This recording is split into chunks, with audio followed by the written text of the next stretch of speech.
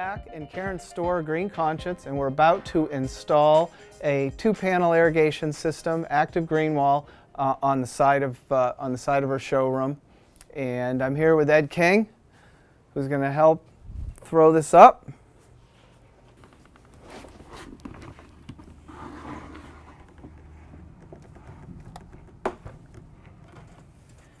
And this gets attached with self-tapping screws into the studs.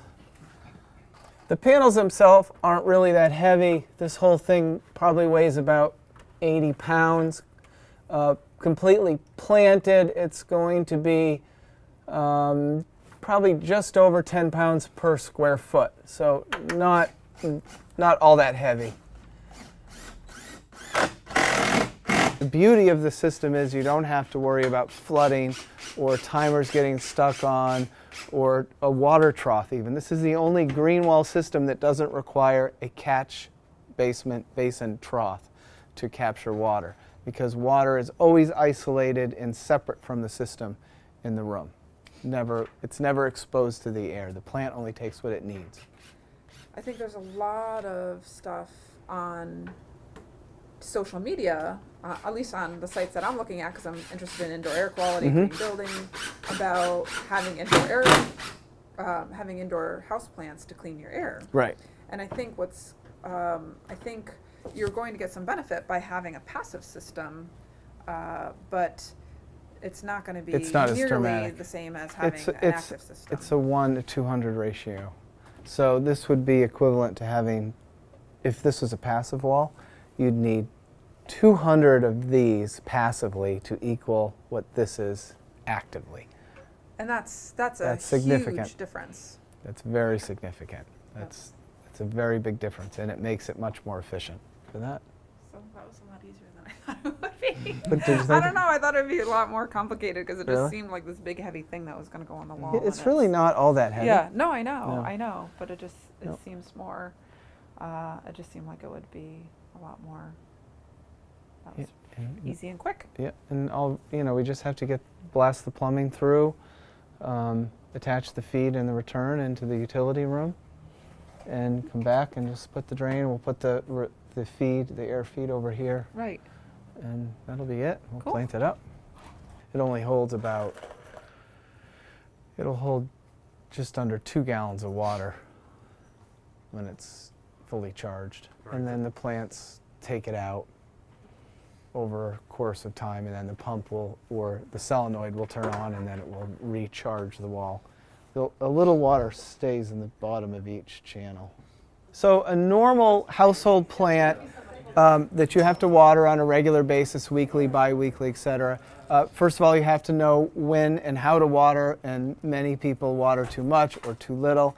And the beauty of this green wall system is that it's all automated, and it is based on physics. So you do not have to think about how much to water or when to water. All you need to do is know that there's either water in the reservoir or that the timer is coming on and the system is fully automated. The plant only takes what it needs. We don't have mold or algae issues because there's always a fairly substantial amount of air working through the container all the time. About 7 liters of air per minute flows through this container. So if you need to picture that mentally, it's a couple of soda bottles every few minutes of airs coming off of this every minute through the day. So there's never an issue with algae or mold or any of those things that you can get with a normal planting, a normal container plant. Just talking about how this system really maximizes the environment for the microbes that we've talked about, how important the microbes are at cleaning the air, and how this system is unique in that it creates an environment for the microbes to thrive in so that they can do the most filtering. Yeah. So we have these little pegs, and this is one of the plant containers that it just kind of sits on the wall like that, except for this tube. I'm going to take it out. It's in this gasket here. Ooh, it's a little wet, so it has some water on it. This tube this wick sits in the water. This plastic part goes into the plant. And Mark was showing earlier that there's, you have to kind of zoom in real close, but there's a little air valve right there next to the wick. We need to push that air through the soil so that it can be cleaned by the microbes in the soil. And the microbes also need the air to thrive because they're aerobic meaning air. They need air. So now this is gonna kind of go ahead and do this maybe a little backwards, but I'm gonna take that back out, get this in. So this is going to hook in here, push that through. We're gonna fasten that on there. And so now we've just attached our plant, and it's one plant per pot. Each plant has its own plug here. When you first plant your wall, you're going to have 4-inch plants, which are going to be maybe a little undersized at first. So you're going to see maybe a little bit more of the wall in the beginning. But once the plants fill in, they're going to completely hide this structure behind that they're attached to. So all you will see is the foliage and leaves of the plant. Mark, my system here, the 2-panel system here, which is how many square feet in someone's house, like would you say, with this filter? Probably about a 2,000 square foot home Okay. can be filtered with this size system. And would you recommend putting this system as one unit, or if it's a 2-story home, could they divide it into two separate panels? This is 2 separate sections, so it can absolutely be split into two sections. It can also be split through the middle, so we could put a half section down into the lower sections of the home, or in upstairs. So we can divide the panels in a number of different ways. It's also important to note that they do a great job of adding and balancing humidity for the homeowner, and it's really something that works with you as opposed to some humidification equipment that doesn't balance itself. Plants and people balance each other from a humidity standpoint really quite well. So in the wintertime, this is going to more air or more water or moisture is going to evaporate off of the system and add to your indoor humidity to your home.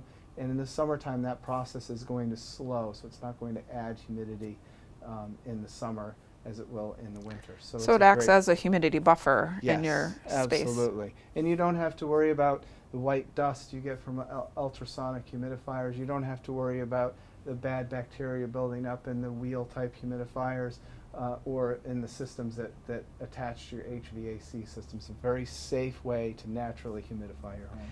I'm lucky enough to have a water source on the other side of this wall. So we're actually going to be plumbing this so that it will be tied into a water line, which will be on a timer, which we are going to, because a lot of people are like, how are you going to water the plants? And the plants will be on a timer where the water runs through a pipe that will come through the wall, run through the top of the system, back and forth through the channels and out a drain, and it'll also empty into a drain. And people are probably thinking, well, the wall that I would want to put it on doesn't have a water line, or I don't want to go into my wall and plumb it. So there's another option for mounting a system on an existing wall and having a small reservoir, probably 2 to 3 gallons tops, right? For this size, you'd probably need 8 to 10 gallons of 8 to 10 gallon reservoir? Just so you're not filling it all the time. You want to probably fill it around once a week. Okay. So a half panel would be like 4 to 5 gallons, and that would be hooked up to a pump that would pump the water out of the reservoir.